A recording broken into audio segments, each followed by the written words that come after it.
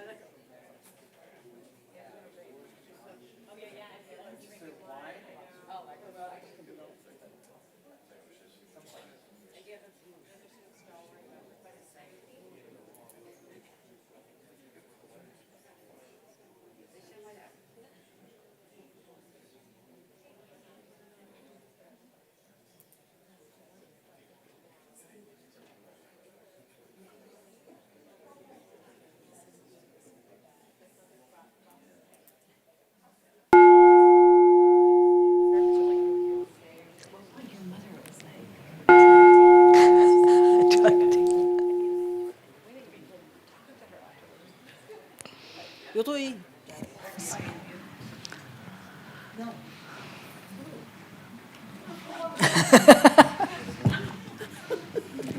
A gente vai roubar o lugar. Sorry, I'm joking. Okay, so hello everyone. Please be seated. We are starting. So first of all, welcome to FLAD.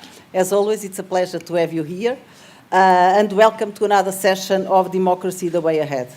In this series, we have been inviting since January 2023 a series of American authors and American professors to discuss with us the challenges to our democracies, with issues ranging from the current situation in the US to foreign policy to the transatlantic cooperation. But today, we thought it was important to add an European perspective to these discussions and to talk about the future of European security, when at a time when so much is happening that directly impacts it.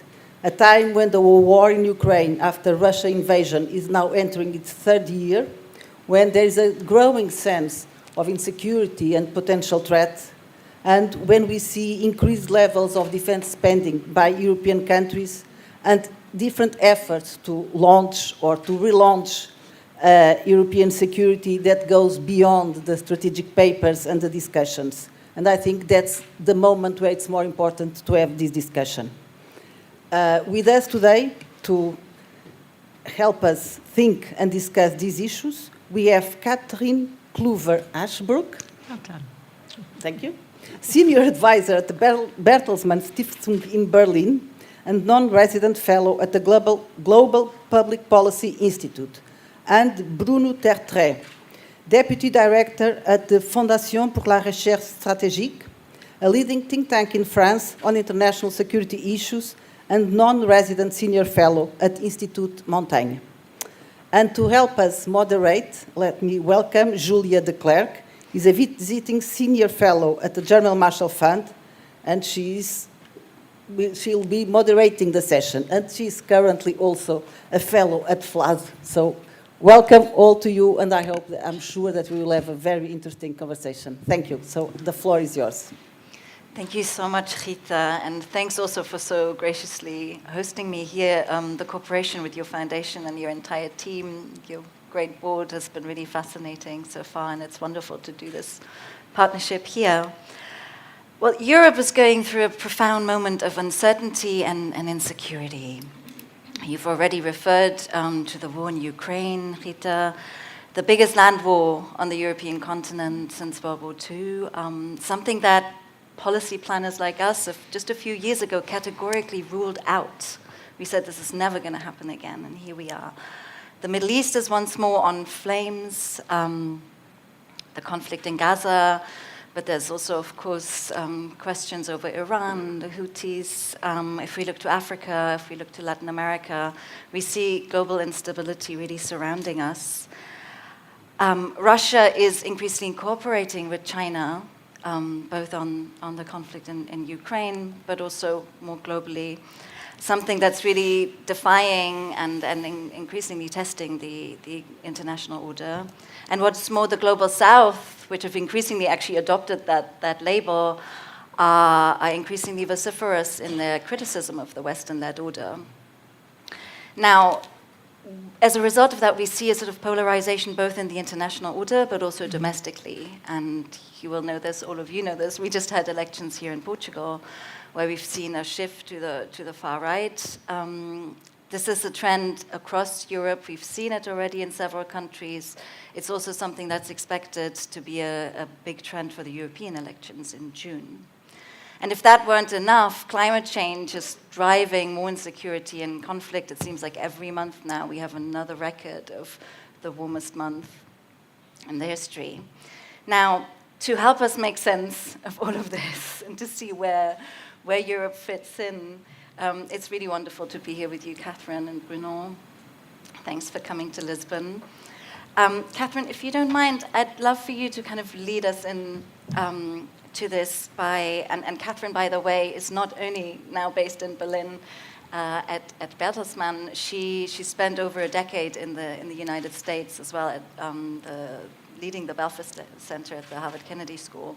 So I would also really refer to you as a sort of transatlantic voice. We'll get to that.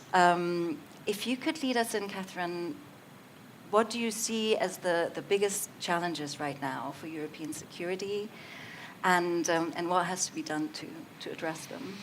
Well, what are they not? And yes, thank you for leading in, because the audience would have clearly picked up with my thick Idaho accent that I didn't just, come off the plane in Berlin. And in fact, as Julia alluded to, I very much resonate with the mission of FLAD, because my whole life has been about the transatlantic relationship, because I'm the daughter of an American mother and a German father. And so trying to do what you're asking us to do today, which is to do a lot of sense-making across the Atlantic, I think is a very worthy exercise, because for saying that for many, many decades in what we might now consider the short peace, and since our motto is democracy, this idea that, in the 4,000-year history of civilizations on this world, this phase might be so truncated as we look back because of all the instabilities that you refer to. I think it's fundamentally that, which is to say, we're seeing these tectonic shifts in global order, but we're seeing them in part because our democracies and our systems that were designed to uphold, precisely the functionality of transnational transactions are at their weakest. And not because of the institutions themselves being at their weakest, but because we have parts of, or particularly building blocks of that institutional architecture actively working to destroy them and to dismantle them. And I think that fundamentally, this idea that you have in the United States a potential shift looming again in November, where not only is the domestic elements of the United States, the integrity of its own democracy, its institutions, its functionality, but also its guidepost, as Ronald Reagan used to say, the shining city on the hill. That you feel that the lights are going out on that shining city on the hill. And that with that, because the plans for this next conservative administration include very much an abrogation from the Bretton Woods institutions, from the Washington Consensus that have fundamentally underpinned European prosperity, European security, and that there's sort of an urgency in that moment coming. And this gets precisely to the point of where what my greatest concern is here in Europe, is that we continue to have a leadership vacuum, and will have a leadership vacuum in this year, precisely because, yes, we'll have elections in June, but by the time the commission is in place, it'll be 2 minutes to the US election. So we'll have sort of this moment of, indecisiveness, and if everything comes true that you've said, that we have a right wing that takes a big chunk out of sort of the center coalition in the European system. It will be unclear how long it will take to have commissioners in place to kind of drive the things that we need now. And what do we need now in this moment of urgency in order to buffer the system and sort of hold together what would be the right response to so many of these sort of tectonic, but mostly simultaneous challenges? It's doing more together. It would be more communitarization, as we would say in Brussels bubble speak. And, under the line, in any other normal situation, what the EU and NATO have been able to motivate in the face of these challenges is kind of remarkable if you've studied European foreign policy for a long time. The speed at which they've done it, much more needs to be done. But somehow in the leadership elite of individual European countries, particularly the sort of fundamental ones, and you've got Germany and France here on the stage, that degree of urgency doesn't seem to be fully comprehended in the sense that you need to, and this gets again back to democracy, bring your voters along. Because as you exactly said, people are drifting to the far right because they feel in their bones there is change afoot, they are losing control, and they're looking for someone to tell them, I hear you, I see this pain, I bring empathy to this table, and I also offer a solution that is one that brings yet more actors to the table. And instead, over the last 2 weeks, we've had, the French president and the German chancellor doing verbal infighting, undercutting messaging, to say nothing of what sort of the décalage that flows from there. So this all gets back to what is the fundamental challenge. The fundamental challenge is we find ourselves confronted with the simultaneity and the urgency and the speed of the problems that you listed, with an incapacity of sort of our democracies to respond with the cohesive response necessary. Because we have, over time, eroded a functionality to have those discussions at scale with our voters and to hold that frame together. And out of that constellation, I think we find ourselves at a really, really dangerous precipice. Thanks so much, Cathryn, for giving us this sense of urgency, but also, most of all, for linking really the democracy piece with the security piece so well. Bruno, you've got a long background in defense. You, the deputy director of Centre pour la recherche stratégique. You've published many books, but last year a book on the return of history of big powers, of global power competition. Is Europe a big power? Is it ready for this world of increasingly geopolitical competition?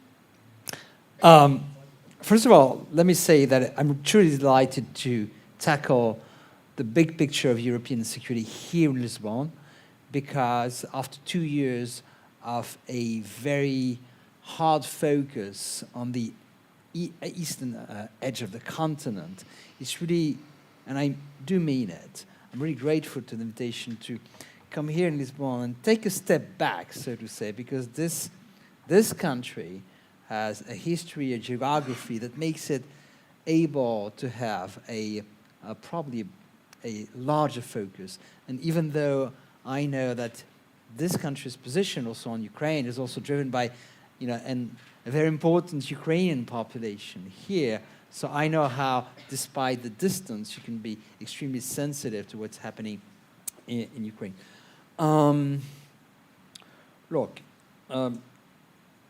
I think Europe is slowly coming to geopolitical adulthood, but I'm not yet completely confident in our collective ability to rise up to the challenge, because this is a time where European security is something that we won't only discuss from a military standpoint. It's also about information security, which is something that undermines our democracy so much. Cyber technology. It's not only about Russia, as far as the military is concerned. Iran, China, the Sahel. Whenever I hear about this tired-old expression that I'm sure you have also here in Portugal, which is the return, le retour de la guerre, the return of war. Come on, well, the war has never left. But what changes for us Europeans is that we now face a situation where we have 4 theaters of wars and crises that affect us directly or indirectly.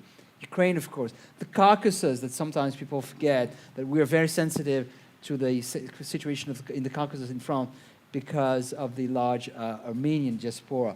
The Middle East, of course, and the Sahel, which is not exactly stabilized. And that's what makes it difficult for us, because we have these 4 wars, and we are facing the competition of friendly competition of the United States and unfriendly competition of Russia and less friendly competition from China.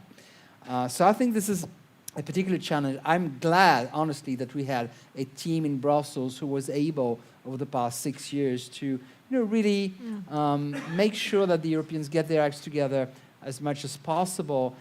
I don't want to get back to those debates about strategic autonomy, etc., but that's what we are building, whether we call it strategic autonomy or not. It's about lessening our dependencies vis-a-vis our allies and adversaries.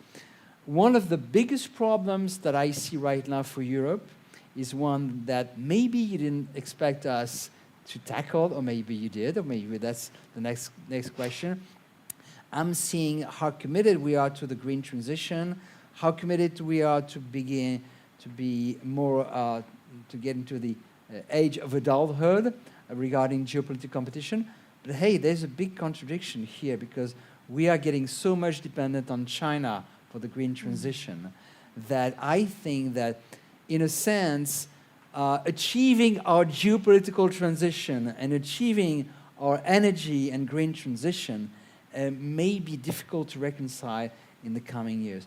And we're not ready for the accident that we may have in November. Correction, I think it's not going to be in November. I think it's going to be in January. It won't be. The vote will be. Yeah, well, the vote But we will might not be. know things much until February, frankly. Plus, there's so many people, this audience is very familiar with how the US system works.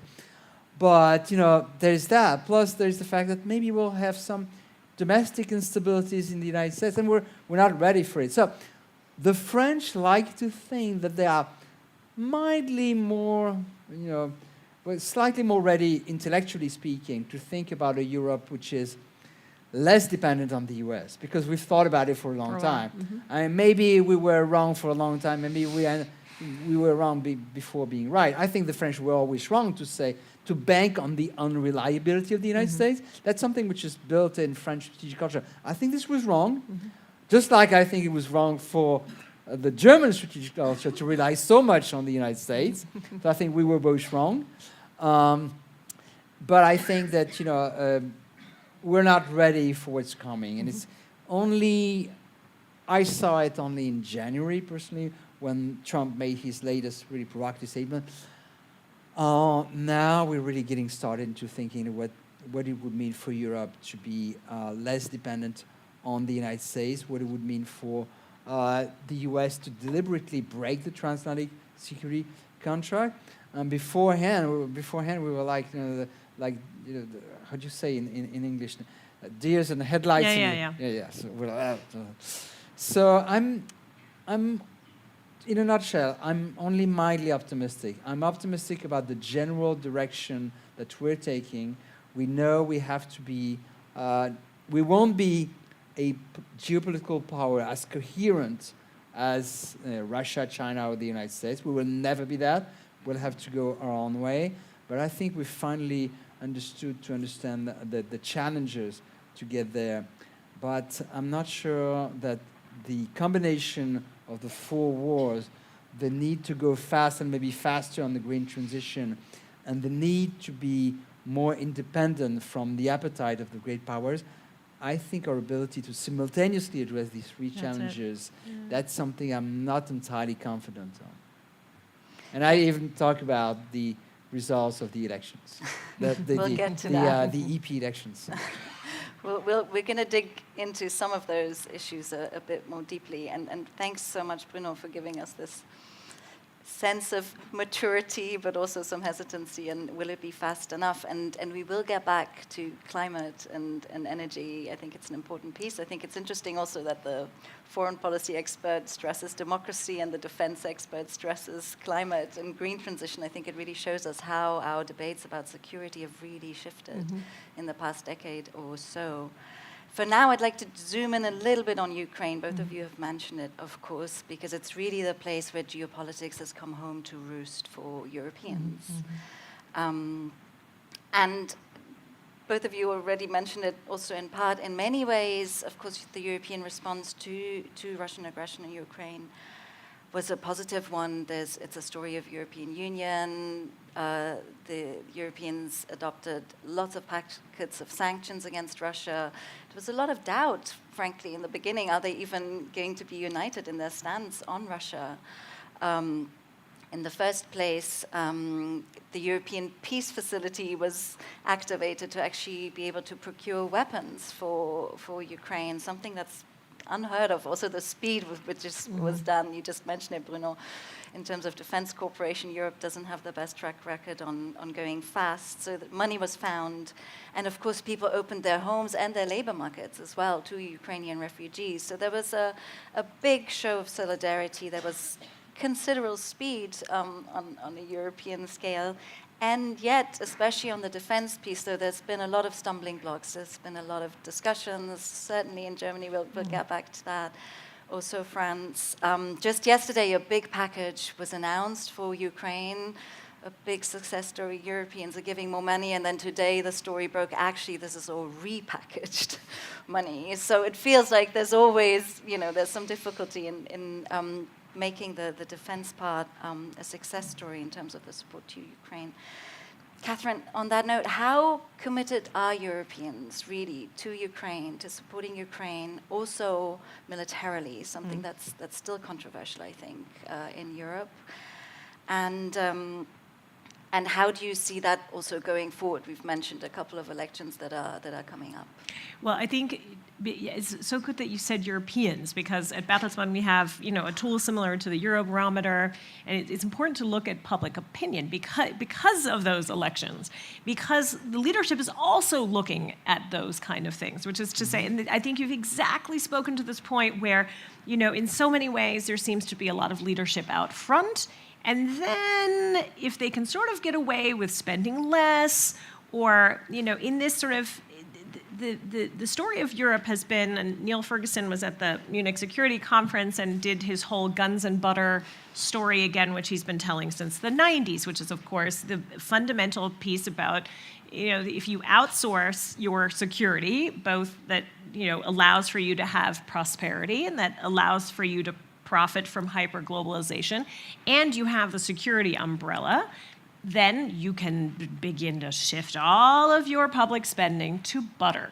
And so now you have a public that, on the one hand, still has relatively high support for the ongoing efforts in Ukraine, but that's beginning to dwindle depending on which European country you look at. The Baltics still very much engaged. I mean, Denmark just is doing incredible things with respect. I mean, the package they announced 2 days ago, $336 million, that's higher than the United States can cut out of their, defense spending for this year ahead of this potential $60 billion package that's supposed to come out of Congress. So remarkable sort of shows of strength. And yet, exactly what you said, this idea that you build a peace facility.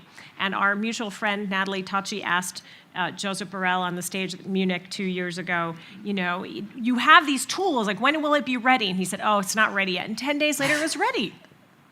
But by June of this year, they basically starved it of funds. And so this sort of ricochet, where sort of things are said, or if you look at the security guarantees that many countries made for Ukraine, well, if you look at the money that the Germans are putting in the security guarantees, it's part of the $7 billion package they had already put out before in terms of additional military aid. So there seems to be, a fair sense of incongruity, again, and this gets back to what policy planners do, or what's the strategy. So that same debate that the US Congress is having, and particularly some of the Republicans are having on the US Congress side, which is to say, what is the end game in Ukraine? And based on what we would want the end game in Ukraine to be, whether we can articulate it to our publics or not, are we delivering the right kind of weapons at the right time, doing these things at scale, and doing these things in a coordinated fashion? So that's not to say that the Europeans don't continue to innovate. I'm with Bruno in that I think that we've seen remarkable leadership from the Commission, so that you have a president of the Commission who says, look, we are going to have to think about different ways of funding, the dual pieces that we have to do, sort of have to deliver on the defense end, which is to say support Ukraine and then enhance our own deterrent capacities. It's a dual task. And if smartly done between the EU and NATO, you could coordinate that extremely well and address a series of sort of multiplicity of challenges that Bruno's already spoken to, that speak to, the new kind of theaters of war and the new kind of theaters of conflict that revolve only also around prosperity issues. But in part, and I just said this in another article I wrote, because you have leaders in place now that are largely afraid of telling their electorate what that would mean, and you mentioned the sanctions piece, the fact that the Russians have an economy that's growing at 3%, and the Germans have an economy that's growing at 0.2%, and you need someone to give the bad news or deliver the bad news, that in order to, begin to change that picture around, or part of the way that you could change that picture around, is by investing a lot more in defense innovation, in figuring out how to get a private sector by reforming banking laws, banking ESG requirement. I mean, there's so many things you could be doing, but it's going to require an enormous amount of change. Does a German chancellor who's holding on by a thread, or holding his own coalition together by a thread, want to be seen to be communicating all that to an electorate that's already very unsure on its footing? What we're seeing is no. So the idea that despite the fact that there is an enormous urgency, and within the urgency, you could move things forward at speed if we have a beautiful saying in German, to make yourself honest, sich ehrlich machen. If you could do that and communicate that complexity to your electorate, you'd be a lot further along. And I think you would stop the erosion on the Ukraine support within an electorate. But they're too afraid to do that. And so instead, you see a lot of European leaders affording themselves the luxury of infighting as if we were still in a situation where that can happen. And so we have now, it's the 83rd anniversary of the Lend-Lease Act in the United States, which was the piece of legislation, the fundamental piece of legislation, that before the United States, entered into World War II, allowed fundamental materiel to go to American allies in World War II. And FDR gave an incredible speech. It was literally on the 15th of March, and this is the kind of thing that I would want to hear from the Europeans, and I brought it up here because I thought it's worthy to say. He said, and this I want to hear from a European leadership, or would have loved to have heard at Munich. He said, the big news story of this week is that the world has been told that we as a united nation, insert Europe, realize the dangers that confront us, and that to meet that danger, our democracy has gone into action. This is the arsenal of democracy speech for all you historians in the room. And then he concludes, and so our country is going to be what our people have proclaimed it must be, an arsenal of democracy. Never in all of our history have Americans faced a job so well worthwhile. And I would like to hear that from somebody else than just Ursula von der Leyen, who, may or may not be a leader in tempore. This is the kind of messaging that we need to be hearing from different parts of the European leadership now, not just from the Baltics, not just from Poland, but in a unified voice. Because this is what our electorate needs to hear as we head into this, critical phase in June. And if we don't begin to make this argument for all the economic reasons that Bruno also pointed out, we're going to be an island unto ourselves. Thanks so much also for stressing narrative, something, as you know, very dear to my heart, as one of the key pillars also of security and democracy and convincing people. Bruno, you already mentioned the European part of security, of strategic autonomy. There's, of course, also the NATO piece on defense. And in many ways, again, NATO, which was proclaimed by the French president just a couple of years ago as brain dead, has really regained a central role through the war in Ukraine and is growing rather than being pushed back by Russia, which was the intent in many ways of starting this war, is enlarging, is accepted a new member is looking to enlarge further. And yet, though, again, we're seeing some grumbles also within the alliance, not least looking across the Atlantic to the elections that we already mentioned, where former President Trump and a candidate again has made a very clear statement that he's not going to support the alliance, that he will not support European allies. So is NATO enlarging from a point of strength, Bruno, or from a point of weakness? First of all, about the grumblings. It's about the very nature of an alliance of democracies that you have grumblings, okay? And I have to remind this audience, it's an easy one, that the Americans have complained about the Europeans not spending enough since the Lisbon goals of 1950. The NATO members met here in Lisbon in 1950, and they decided on some targets to be met. They were never met. And this is a story that has been going on for decades. So actually, when I tell my American friends who've been telling me for literally 30 years that I've been involved in these matters, you guys should better spend because, or what? What happens? I mean, the Americans have, told us that we should not take it as given that they will protect Europe because we're not spending enough. But Trump is just pushing this to the extreme. Oh, yeah. But I'm telling my American friends, well, it's not very convincing because I've heard you say that for 30 years.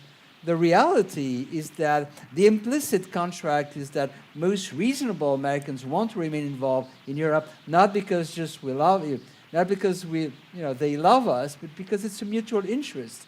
And I think the foundation of NATO has always been more in interest than values, in fact. That being said, the fact that NATO is the most successful alliance in history is also because it's democracies and it's de facto based on values. It is successful also because we've seen that Mr. Putin has challenged, territories and countries which were not covered by Article 5 of the Washington Treaty, but has never openly attacked, militarily speaking, a territory covered by Article 5. So, I'm rather bullish about NATO and the fact that we have these new members who are both enthusiastic, military competent, and this really a rejuvenation of the core mission that existed during the Cold War. When Macron said that NATO was brain dead, was running the risk of becoming brain dead, he was actually referring not to NATO per se, but the Atlantic Alliance, because what he saw at the time was that in Syria, there was what he saw as a breach of transatlantic solidarity between the US, Turkey, and France, which were acting on the ground, with separate agendas. I think that we should be very optimistic about NATO.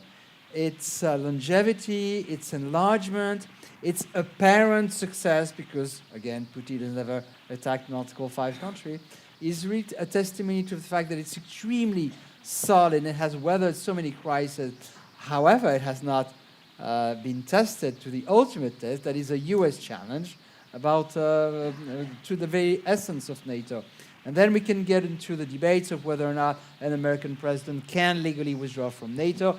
But I don't think that's you're familiar with that. But it doesn't matter. It's not about the legal challenge. It's about the trust. It's about the mutual contrast and mutual trust.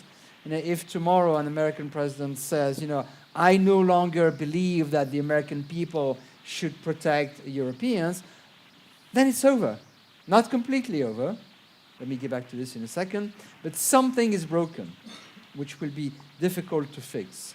It's broken because deterrence is the fundamental mission of NATO, not defense. Defense is what you do when deterrence has broken down. So it's deterrence first, defense second. And if Mr. Putin sees an American president that says, yeah, I'm not sure I'll get there, I'll get to your defense, then something is already broken. Now, if that was to happen, then the organization would still be there, would survive. It's a very resilient organization.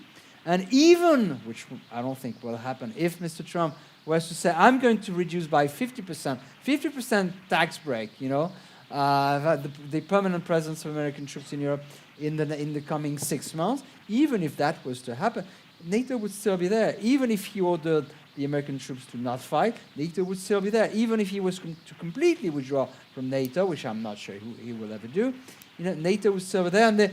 And maybe we Europeans may have to buy back NATO, so to say, and use this wonderful organization, the infrastructure, the habits, the HQs, everything that has been, the commands, everything that has been created. And we would be maybe, if worse comes to the worst, left on our own, but with something that will not disappear, which is 80 years of cooperations and trust, mutual trust between us, which will not disappear. So that's my modestly optimistic take on the hypothetical Trump scenario. But make no mistake about it. I think when people make jokes about Putin saying that it's a complete disaster for him because 2 new members in the alliance. Now, no, I don't think so. Because I think he wants to be seen as confronting the West and NATO from the onset. So for him, the more NATO is strong, in a sense, the better it is for him. Because it reinforces his narrative about this being a war between Russia and the West. So in fact, I don't think that, Finland and Sweden in NATO, I don't think that that's a net loss for him. I think it's a much more complex story than that. But I think that the main piece there is that it's sort of cohesion. And we heard in Munich, because the narrative is, well, if Putin tries it on, he will try it on in the Nordics and the Baltics. Well, Kaja Kallas, who I think is the moral force of this conflict, frankly, who says, I hate to tell you, that's just NATO. Wherever he tries it, it's just NATO. It shouldn't, if you believe in the fundamental tenets of Article 5 and even Article 2, it's just NATO, okay? So stop splitting hairs. And the big piece here, I think the more frightening thing around the Trump piece, because of course, this is, Bruno is exactly right.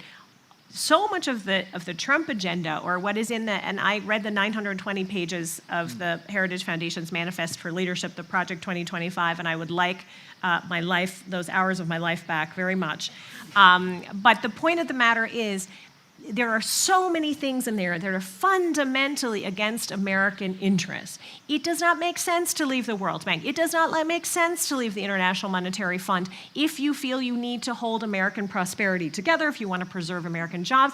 All, 232 tariffs or expanded tariffs that angle directly at the European Union make no sense. You will immediately destroy 500,000 American jobs. Literally, when you're in a moment where you effectively have full employment in the United States, they make no sense. They're based on ideology, and they're based on something more dangerous, which is feelings. And it's a feelings narrative he can sell to the disgruntled, dystopian, darkness-seeing, set of Americans who he has mastered to the election booth. And that is the fundamental piece. And so when the question is, what can the Europeans put against this? It's part of the, it's have a cohesive narrative and this gets back to your point about story. Tell your story better. NATO, the French have done incredible things by saying, look, you know what, fine, maybe the munitions we buy and send to Ukraine and the ones that we refill in our deterrence kitty don't all have to be European. Because, as it turns out, who is the number 2 supplier of munitions currently to Ukraine? South Korea. Okay? Who is supplying the a lot of the gunpowder, effectively, it's not the right terminology, to go into the missiles that the French are building? It's the Australians. So part of that has to be, A, keep the cohesive narrative on NATO cohesive, and then also think about the other partners. I call it the widened West, which is about as terrible an idea as the global South. But what I mean by that is other global democracies who see this confluence of threats, who see, how they interrelate and how the timing and sequencing of signaling of weakness interrelates. And so in so much, and this gets to your nexus between the EU and NATO, in so much that you have within the Japan, Australia, New Zealand, South Korea bucket, not just incredible intelligence on, and I know we're going to talk about Asia Pacific, not only that, but, 2 partners with which you have FTAs. The Japanese and the European Union just signed a data privacy deal. We cannot get that done with the United States.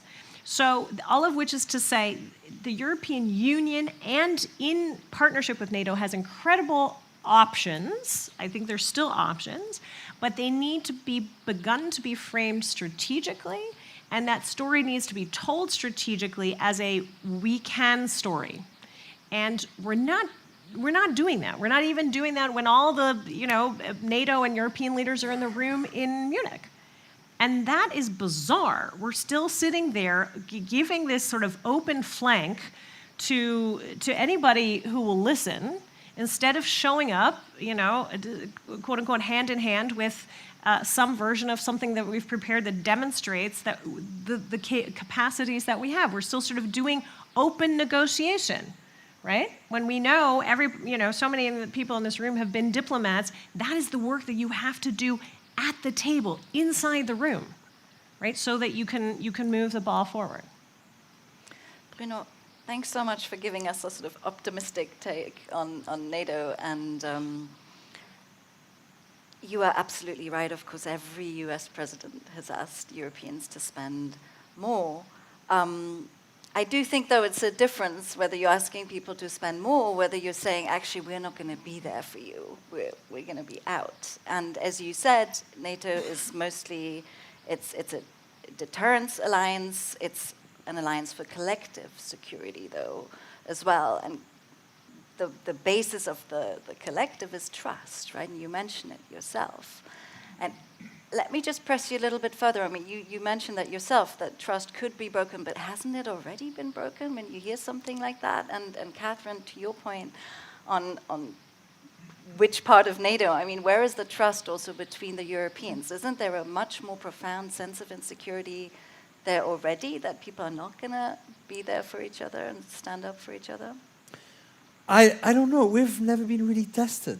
That's the problem.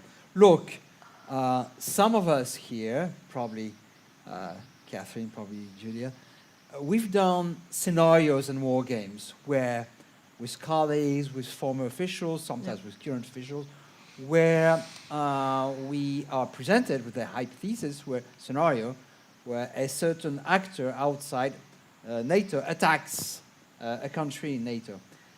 And let me tell you, the results are not always pretty. It's not always pleasant.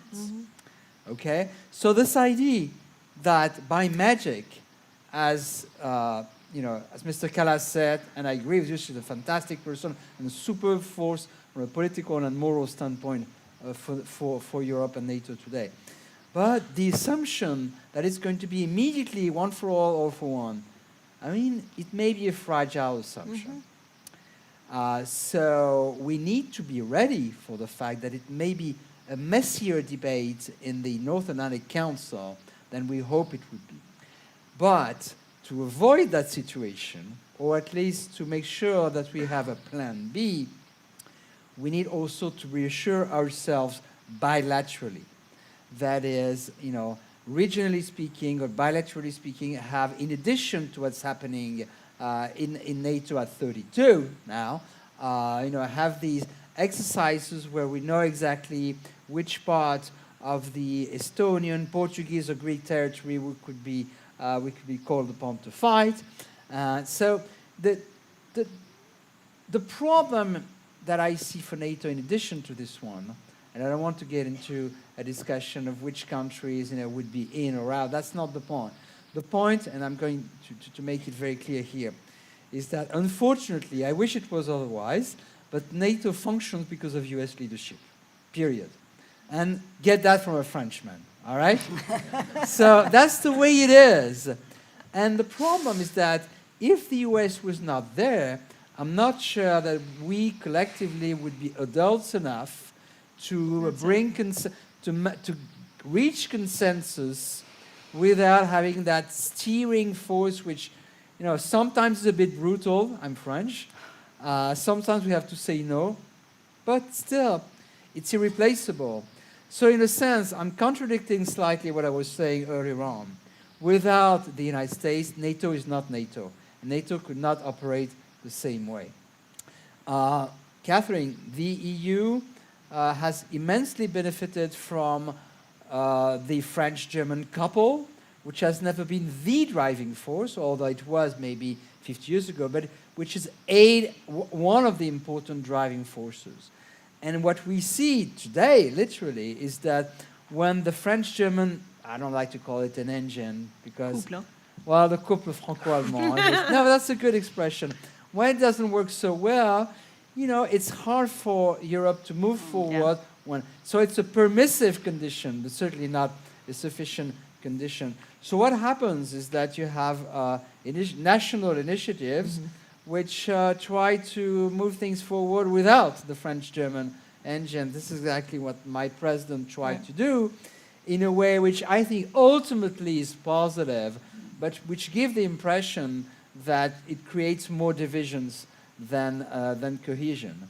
That's a very long way to say, circling back now to NATO, that I'm not confident about how we would operate as Europeans without the United States. And again, take it from a French person, I wish things were different.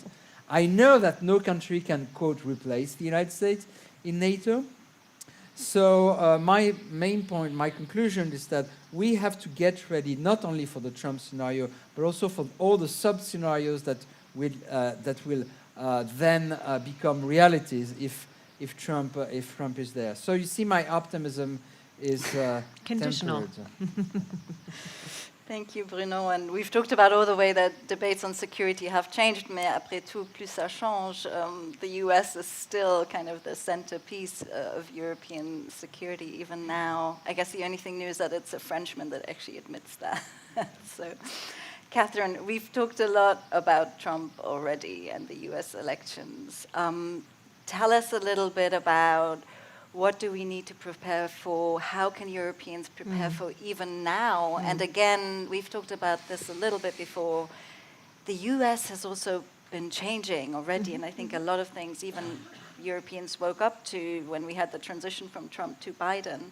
So speak a little bit to that as well, what's happening in general, and then what needs to be sort of turbocharged if Trump does have a second term. Right. I mean, there are a couple of things that will stay the same, and oddly, in a Biden administration also will be turbocharged. So in as much as I worry about the future of multilateralism and think that the Europeans will all have to pay for multilateralism if we want it in the institutions that currently exist, or be creative to regroup them, the Biden administration hasn't done institutional multilateralism a huge amount of favors, because you'll remember that, this idea of mini-lateralism or the lattice work of alliances, I think is the nice Jake Sullivan, expression for this, is great when it works, but it doesn't have the trust, the institutions, the operations, all the things that make these kind of systems hold together through change. So Quad is fantastic in as much as it works. AUKUS is fantastic in as much as it works. And you have, the United States as an anchor power. If those things begin to shift, you still have sort of an atrophied multilateral system. And so I think that, two things are going to stay sort of the same and be similarly dangerous in a way, though more dangerous if Trump wins this election.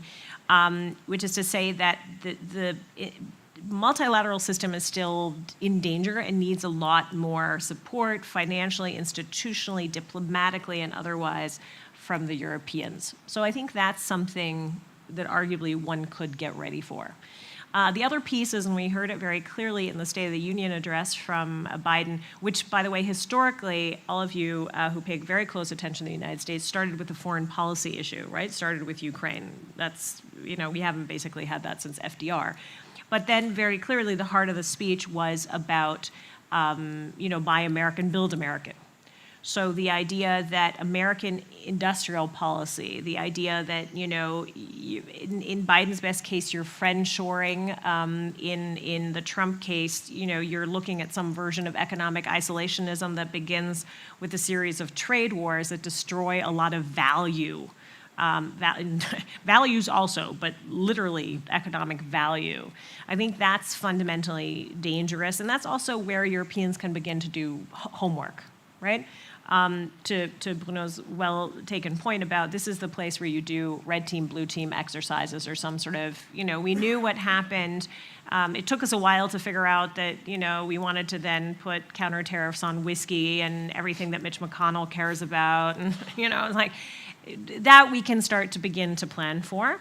And we also need to sort of think about, how we enter in very adult conversations with the Biden administration around that. Because in as much as the IRA was difficult for us to stomach and sort of surprised us on the European side because we thought we were doing so well in, rebuilding our constant diplomatic context with the EU, Trade and Technology Council. And so thank God we had a format and then which we could kind of negotiate that out and work that out. And work out those kinks. A lot of those things, the IRA certainly is on the chopping block, in part A, because it's a major piece of Biden legislation, but B, also because it gets to this idea that Bruno spoke eloquently about, climate change. Of course, you have in Donald Trump someone who does not believe in man-made climate change. By the way, it's all a weather phenomenon that we're going to fix with American innovation. That's what the thing says. The Manifest for Leadership says that. But it sets up a lot of really interesting new dynamics also for Europeans, which is to say, if the IRA, for instance, goes or is changed or ends in 2028, which, by the way, creates a lot of difficulty for European businesses. So one way that we, again, can get on it is help our businesses think this out. Which is to say, a lot of the power will, through, in thinking through these kind of legislative efforts that have primarily benefited U.S. federal states, there's a lot of power in some of those Republican legislatures that are getting a lot of money from the Biden administration through these programs, the IRA and the infrastructure program. So that's also a way to think about more dedicated diplomacy that doesn't flow through Washington, but begins to flow through Republican legislatures. And I will tell you, that Republican leadership in states is interested in that conversation. Alabama, whose governor is Sarah Huckabee, just opened a Berlin office So all of which is to say there are both opportunities and ways to begin to game this out beyond the classic security area and arena, but also in part to begin to get ready for just general changes in the sense of sort of American positioning in the world, both on the economic term and on the security term. I think there are, on NATO or on sort of things that the Americans have been anchors for, the Ramstein format. So the idea of how we coordinate defense aid to Ukraine, that should be brought into NATO. They're already discussing that. The Trade and Technology Council, the intention is already to bring that within a G7 format, basically in the spring, after the spring meeting that we'll have in Brussels. So these things are begin to institutionalize things that have been ad hoc, because that gives more stake, it gives more sense of protection. So there are things that Europeans could be doing very concretely now. Could we be doing, l'arrière-plan, sort of active backward planning? I don't see that happening nearly enough, because the agenda in the Manifest for Leadership, and we know this, you all followed Viktor Orban's delightful trip to Mar-a-Lago last week. Again, a head of state going there, that's awkward, to say the least. It's right in the manifesto, page 181. Focus on other allies in Europe. Focus on Eastern Europe. Try to pick the Europeans off one by one. Make deals. That will continue to encourage this idea that Europeans then begin to beat up on themselves, because we're good at that. That's not good. Which is to say, it's all there in writing. And just to conclude on this is, the advice that people used to get in dealing with the Trump White House, because he had this sort of group of traditional Republicans around him, which, by the way, he will not have. And the intention is to carcass, as many of you have followed, the entire civil bureaucracy, literally every chapter of the Manifest for Leadership begins with how the institutional system that holds each ministry together will be carcassed and changed. They all begin roughly in the same way, right? Because the idea is to bring all that into ideology, or into an ideological line, to put loyalists in there, to encourage the two Supreme Court justices that are over 70 to retire early, so that you have, fully changed the judicial system. Because, of course, this man can only afford to flee forward, because otherwise this man is in jail. So he has to change the institution so that he walks free. I mean, it's all through the lens of the individual. But in all those areas, the advice previously used to be to take him literally but not seriously. And now, because of what we know from the last Trump administration and from what we can read and from what he's already been saying on the campaign trail, the Europeans have to take him literally and seriously, put in the things that you can change now, because there are a number of things that you can change to protect, engage differently, and see these things differently, but then also, prepare for the worst so that the worst might not ideally occur. I'm going to open it up to questions in a minute. just I'll one give you point? the word before. I just wanted everybody to get ready their questions. But Bruno, if you want to react to that. No, it's to add something. We've talked a lot about the Trump scenario, and I think we're right to do so. But we should not forget about what the Biden scenario means, because there's an additional reason why we need to get our acts together more on defense, is that whether we like it or not, the probability that the next US president is going to be increasingly focused on East Asia is actually high. Yeah. Now, don't get me wrong. Again, this is a message we've heard before. And I remember when we were discussing the revamping of national security and defense in France, when President Obama was elected, a lot of people around me were saying, oh, this is a different era, different president, different culture, the way he's educated, the way he thinks about the world. And I'm like, no, come on. And remember, and I was betting against the fact that, Obama would be completely disinterested in Europe. I said, well, okay, so this is not something entirely new. However, I agree with those who say, given the radicalization of the Chinese regime, given the increasing tensions in the Taiwan Straits, it would not be a good bet to say, Biden too is going to be like Obama too, etc. So that's just a long way to say, let's not forget that the Chinese factor, whoever is president, is going to loom large and weigh weigh heavily on the defense policy of the US, whether we Europeans like it or not. Bruno, thanks so much, and you're a truly good strategic thinker who's answered my question before I've even asked it, because I was exactly going to shift before opening it up to questions, a little bit the discussion briefly at least to China. We've talked a lot about Russia and America, but of course about 2 years ago, 3 years ago for sure, before Russian invasion of Ukraine, China's almost all we talked about, remember? And so if you could speak to how much is China a security threat, where does it fit in?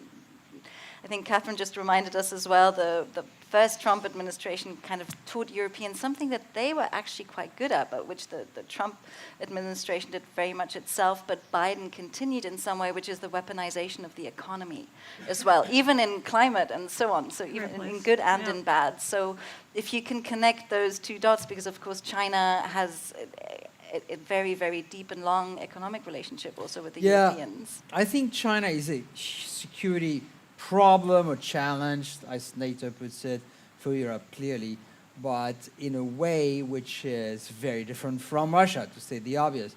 It's a security problem for Europe because if there was a contingency in Taiwan, the economic repercussions for Europe would be so big that we cannot afford to not think about how to help preventing this scenario from happening.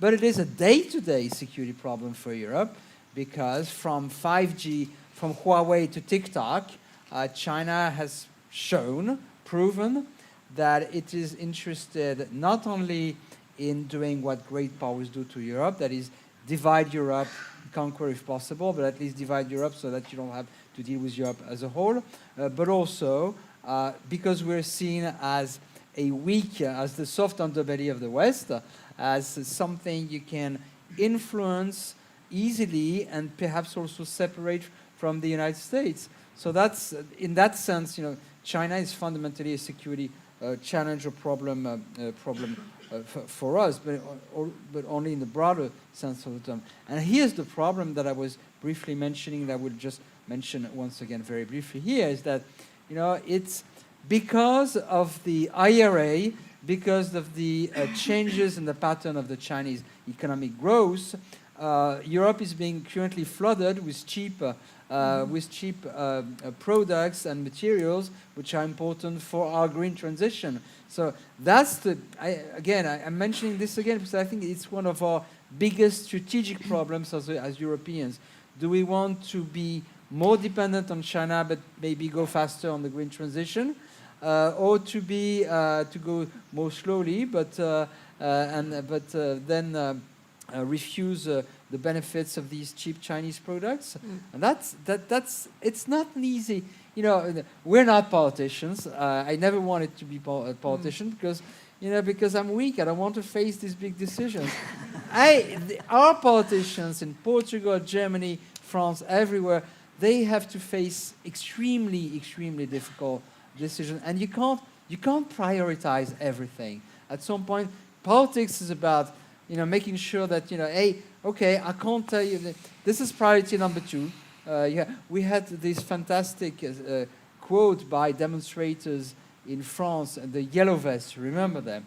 No, everybody says they're populist, they fear change, but they had this fantastic slogan which I thought was really, really interesting.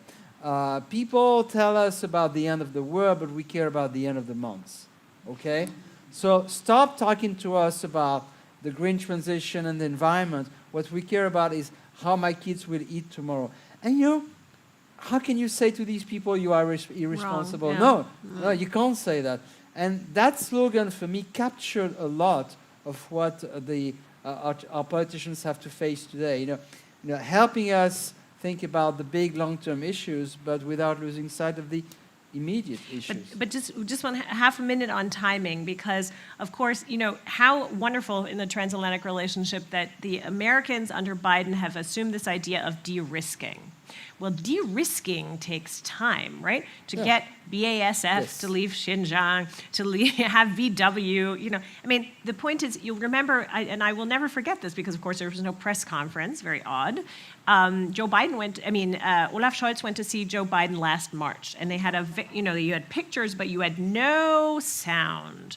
And the whole time, and this was exactly around what Bruno was saying, which was the American president saying, okay, Ukraine is on fire, and that's incredibly difficult, but what if the Chinese see this, or the very near future, as an opportunity to really test whether, we can hold this together?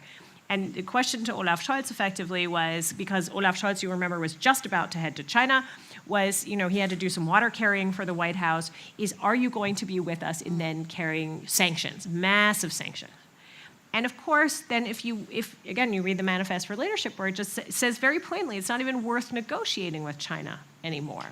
And to what Bruno was saying, you've had massive incursions in the South China Sea and in the South China Sea and in the Taiwan Strait over these last couple of months. And then you get someone like Trump there who has the entire, Washington is on fire about this anti-China piece on both sides of the aisle. And you push a Donald Trump a little bit too far, and you have a cataclysmic accident that turns into something we all don't want. And then the question will be, okay, everybody on board now with the sanctions. I mean, de-risk that, it pulls the plug out of any de-risking plan, and it will put the security and prosperity of Europe on fire. I mean, immediately. And I think this gets back to my initial point. The real task of leadership right now is exactly what Bruno's mapped out, is to say very plainly, the challenges are exactly like you mapped. They're gigantic, but we have to take them in this, step-by-step piece, and we have to involve our publics more and be so much more honest about what that's going to take and the sort of level of sacrifice that's going to take. Because, we've experienced a fair amount of shock in this perma-crisis, poly-crisis moment. But that's nothing in comparison to what could be coming down the pike here, because the questions are just so much bigger. And so back to the original sort of point, if we don't begin this process now, we're setting ourselves up for failure. Cathryn, you said we have to involve our public, and I would love to involve our public. We have a full house tonight, and I'd love to bring you all in. If you have a question, I can see one already, if you could raise your hand, please. Wait for a mic, and then also please tell us who you are. Just right there. Is it working? Yeah. Hello, Enrique Bournet. I'm a consultant in European affairs. Two quick questions. One, we've been discussing about the need of us Europeans getting more responsible about our security and so on.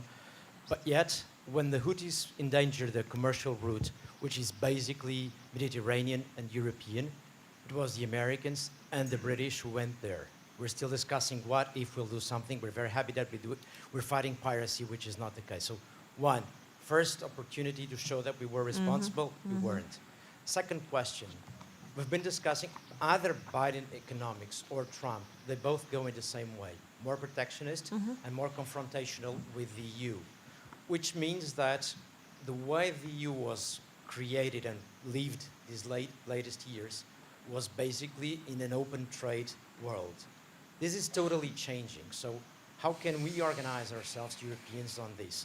And third, Bruno, you didn't want to talk about, or you didn't want to say strategic autonomy, but actually, aren't we becoming basically a French European in the sense that the French thinking about Europe is the one that currently is prevailing? Thank you. Okay, I usually collect a few questions, but I feel like that was a lot of questions already in one, so maybe take this, the two of you, and then if I can see more show of hands, then we do a second round of a few.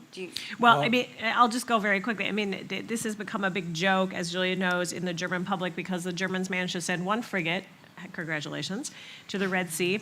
And they did it now. Here's the innovation. They did it before they got the okay from the parliament. So that seems to be okay. Yeah, all right, we're moving ahead. But, we had 20 years ago a German federal president resign because he dared to say that at some point German interests, economic interests, might have to be defended in Asia Pacific. And that was so outrageous to the Germans that he felt so kowtowed that he felt he had to resign. And every morning I wonder how Horst Köhler is doing when he's brushing his teeth, knowing that he was right and the entire nation was wrong. But I think that's fundamentally it. This frigate that managed to nearly shoot down a series of American drones and just bungle everything up, which then to the Germans was a laughingstock about the state of the army. But it points exactly to everything that you've said right now, which is to say, if the coalition prosperity, did we call it, prosperity defender or something like that, is primarily made of Danes, UK, the United States, and it's not a pan-European or a transatlantic effort, then we don't really know where our economic security is coming from. And again, we're deluding our public in the fact that, okay, yes, your IKEA is now going to take a little bit longer, but it will still come. And I think that's a fundamentally dangerous moment. So both of those things need to be communicated at the same time, and that gets precisely to the point about we will have sort of more economic isolationism or reindustrialization. So I think what that means wholesale, and this is where I think the Europeans are on the right path, just potentially not fast enough. I think Mario Draghi cannot be more drastic in his pronouncements about the functionality of European competitiveness. We'll all look at the end of the month. Enrico Letta will put out his report on the single market and the functionality of the single market. We've had massive reporting these last couple days on how we actually get a European capitalist market together and what that will mean, and because that will also mean sacrifices and uncomfortable changes, right? And more sort of communal decision making. Same thing, is true on the banking piece. I mean, that's really how you get that together, and then how you sort of reindustrialize in a way that doesn't totally violate every single principle of the single market. Because of course, the idea, because you implicitly brought it up on Huawei, the idea was that maybe on the European side we can make Nokia sort of our internal champion, right? And we can throw every European subsidy. Well, that's not how European subsidies work. And so, a very quick, quote unquote, frank, very difficult rethinking on subsidies, and then the implementation of the green, and how these sort of three major packages on the EU legislative side actually work together in implementation. That's what we need to look at. But everything needs to be done at speed, and that's where I worry, because it will demand so much change that people going up for major elections, like a German government that can barely hold it together, going up for a major election next year, add on. I'm not sure they're going to want to put that in their party political programs. And that's where, again, I think the bottom begins to drop out. Let me answer very, very quickly the first and the third question. On the Houthis, first of all, I think it's totally okay for the US and the UK to show leadership, because it's a freedom of circulation, freedom of navigation in the Straits, in the Red Sea. It's a common good. It's no more, no less an American interest or a European interest. It's an interest of everybody. Now, there is a separate question of why the French didn't want to join the coalition. Then the French calculation at this point was as follows. I'm not saying it was good or bad, but let me tell you what the calculation was. One, the risk of the Middle East literally going down in flames is very important. I'm talking about 2 months ago. Two, the added transportation costs on the cost of shipping is not so much that it will be unbearable if it's just a few weeks. So that was the calculation on the cost and benefits side. This is not to justify the abstention. But I don't see any reason why the Europeans, the EU, should have taken the lead. It was a global. Once again, it was a global goods, a common good and global good problem. Look, I'm not going to. The French will not, and I don't think should not, brag about. We were right about strategic autonomy, about lessening our dependencies on great powers, be it allies or potential adversaries. I think we were guilty of not applying this principle to ourselves when we mistakenly thought, as many of our German friends did, that interdependence will naturally bring more stability and more peace. Democracy. We were almost as guilty as our German friends when we literally sold warships to Russia. because we thought, oh, that's going to make us more interdependent. Look, that's the European idea, and very German, but overall European idea that interdependence is fundamentally good because it brings most peace and most stability, is one of the illusions that has been shattered by the Ukraine war. But then going back to the gist of your question, and very quickly, this whole idea of strategic autonomy was all about lessening our dependencies. One, because major powers are not. That's what major powers do, and you don't. And if we want Europe to be a major power one day, you don't want it to be completely dependent on the outside world. And the second reason was, what if the Americans leave? So on this particular instance, yes, probably the French were right to some extent. But most importantly, I think that we're now coming to a phase where everybody recognizes, including the French, including the Poles, including the Germans, that as long as we don't break the transatlantic contract ourselves, it's a good thing to prepare for hypotheses that only the French were thinking about 50 years ago. Okay. We have a lot of hands here and here. Maybe here in the front. Okay, so thank you so much. My name is Livia Franco. I'm a college professor and also a researcher at the European Council on Foreign Relations. And I have a direct question, although I suspect the answer is nothing but straightforward, which is, what about the enlargements, NATO and the EU enlargements? Will those reinforce European security? Thank you. Shall we take another one on this side? Anybody? Maybe back there? And then we go back to the other side. Hello, thank you for the presentation. Congratulations. I have just one question. Ms. Ashbrook talked about to solve the conflict, but one side you have Russian, that his president, a soldier. They don't have the glamour of the French champagne. They don't have the wonderful German cars. They have soldiers. At the other side, you have an entertainment man that I don't have anything against Mr. Zelensky, but 10 years ago, nobody knows him. Do you think it's easy or maybe possible they sit at the same table to solve the conflict? Do you think it's really? Thank you.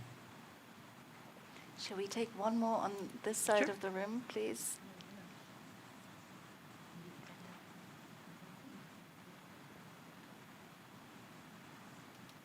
Hello. Yes? Yeah. Hello, good evening. My name is Giuseppe Da Costa. I'm a real estate agent and I majored in international relationships. And my question is, since Europe is under a crossfire in geoeconomics matter and politics matters, my question is Europe capable to overcome all these questions with the Euroscepticism brought by the alt-right rising here in Europe and with the energy sector? Because right now Europe is importing gas from the United States, which is far more expensive, and with the break of the relations with Russia, the European economy is suffering. So will Europe be able to overcome all these questions, especially with the rift and the shift in the political matter? Okay, a lot of questions on your They're plate. all very, very good and to the point. Okay. One Oh, more. good. One more. Great. You just have few, so. My name is Paulo Trigo Pereira. I'm professor of economics at the University of Lisbon. So, Cathryn, you touched in a very important point. Germany is almost in a recession. Russia is growing at 3%. So without economic growth in Europe, we will not have any kind of sovereignty. Yep. The question is that there is some trade-off between economic growth and digital transition. The politicians always say there is no trade-off, but there is some trade-off. And Europe is the most ambitious bloc in the world in the digital transition, but this has some costs. And this has to do with the priorities that Bruno just mentioned before. But just to focus in a particular question, do you believe that we need, in order to be less dependent of the United States, which is not shining anymore, with two candidates, one with 77 years old and another with 81 years old. It's not very shining, and I have nothing against age thing, but a country that, anyway, this is a footnote. Do you think that in order to be more autonomous, we need a defense industry? And if the answer is yes, how could we move forward? Because in Europe, if I think about the scenario Bruno just mentioned of United States out of NATO, only UK and France have some military defense. So how could we go forward? Thank you. Okay, well, there's a bright bouquet. Maybe we'll divide and conquer. Okay, so I'll start on defense industry. So interesting, just a little interesting side note. Of course, everybody showed up at Munich from the EU side and said, oh, on the 27th, Thierry Breton will present the defense industrial strategy. It turned out it wasn't until March 5th. So already that sort of made me think, well, are we going to be able to get this together? That being said, I think there's a lot of good pieces in there, but precisely to your point, what would it take to reawaken bringing parts of the digital transition, the R&D components, the innovation motors in it is private capital. Because it's going to be very hard to say to, again, the European voter, oh, by the way, your pension funds are now going to be going into, reinvesting sort of into guns, right, away from butter. That's very hard. After almost 80 years of telling people otherwise, that's a very difficult narrative. So what you need to, I think, first of all, I think you need it. I do think that's a place for sort of innovation. I was just in a conference with a colleague from EIB, and Werner Hoyer has been saying since 2021, we can think about using the European Investment Bank for research and development in the defense space. If it's dual use, if we can think about other civilian infrastructure uses there. All of that should be put on the table, but the fundamental thing, and I mentioned it as an asterisk before, is you have to think about what might attract private capital into this. And part of that then means that you need to be able to allow banks to lend to private would-be funders. So that would mean that a lot of the banks, particularly in Germany and in some of the Nordic countries, they either have sort of strict sort of legal guidelines and or ESG guidelines. You have to give banks more flexibility to do that, right? To say nothing of sort of the moral. In Swabian German, we say Geschmäckle, right? The fact that people are going to start investing in the defense industry, but the fact that then you have now numerous sort of interesting companies that are pan-European entities, Franco-UK entities that are doing these kind of things, that you have to bring investment capacities to. I don't think that's going to solve the whole problem. I think, where I thought you were going to go with the digital piece was more of a workplace, sort of like how do we retrain our people? How does this link to qualified migration? How does this link to our relationship to India, for instance? All these things link together. Because you cannot, this is I keep making this point about Intel in Magdeburg. You think there's a bunch of Germans going to be working at the Intel factory in Magdeburg when the thing is built? I think not, because we're not going to be able to retrain a workforce at the speed that Intel will need it to, quote unquote, then repower Europe from the inside. So, all these things have to begin to hang together. But, from someone like Mario Draghi or someone from, like Enrico Letta, the fact that those kind of people can kind of pin the needle on how things need to happen, at least I'm hoping for a sort of an accent or a push that sort of that reinvigorates the debate on how we get it done and how fast we get it done. I think it's a very good point. Only part of the issue in serving our growth problem. Okay, so this was interesting. The energy imports from the U.S. and the alt-right, or the right-right. On the energy piece, that's just a tiny thought. That'll be very interesting because that's actually something that the Trump agenda will be very high on, of course, is the sort of drill. He's only going to be a dictator on day one, and then he's going to drill, baby, drill. Or drill. The baby was 2016. So he will drill, and he will drill because the weaponization of the economy, Trump has great interest in continuing to make certain parts of the world dependent on the United States, and that's one.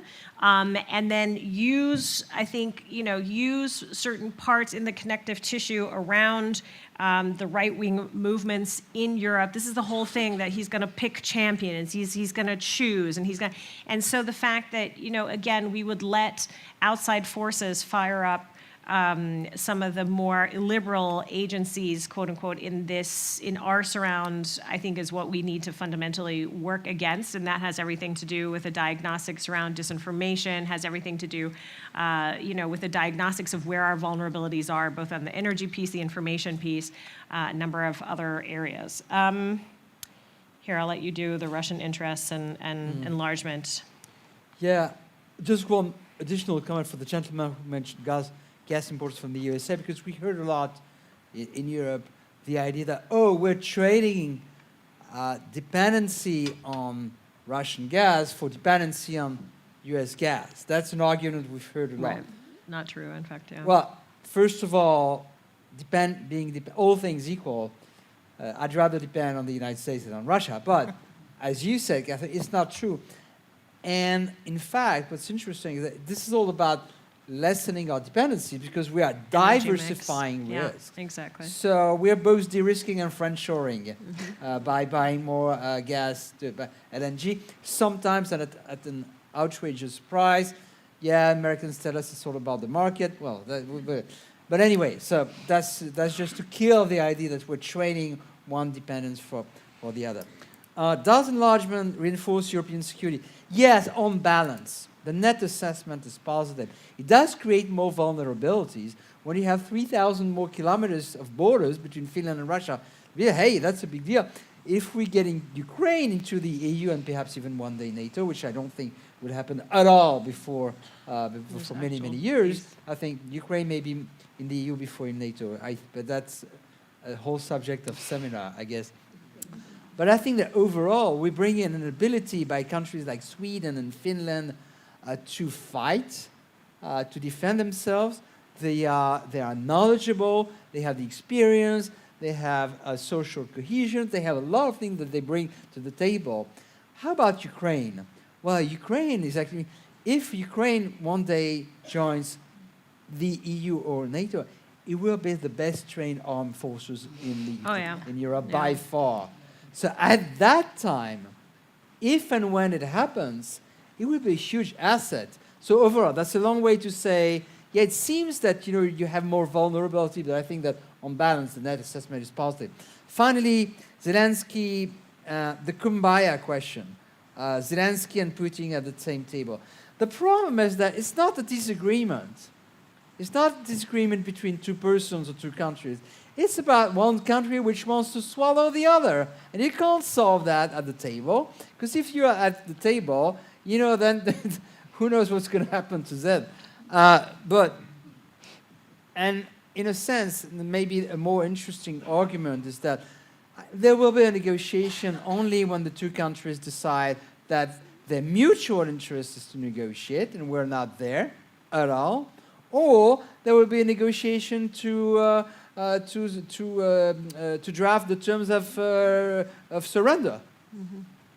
So hypothesis 1, hypothesis 2, none of the two is on the table today. By the way, Mr. Putin said it explicitly yesterday on Russian television. I agree with that. We're already out of time. Thank you so much for this great debate. You've really given us a tour d'horizon, but I think it was also really a tour de force in terms of bringing so many issues together, even ending on a silver lining, if you will, on enlargement and security prospects. There's 3 things I take from this debate. First of all, the Europeans are on the right path, but are they going to get there fast enough? Mm-hmm. Mm-hmm. The second one is really we have to be honest balanced. We have to have a good story. What do we tell our populations about why we need to invest in defense? And of course that there are trade-offs, and that's always so tough. And speaking to that point, the last one, your wonderful anecdote, Bruno, if we are going to prepare for the end of the world, then we must do it in a way that the people who are looking at the end of the month actually buy into that. So thank you all so much for your great questions. Thanks again, Rita, for organizing this, and I wish you all a good evening. Thank you.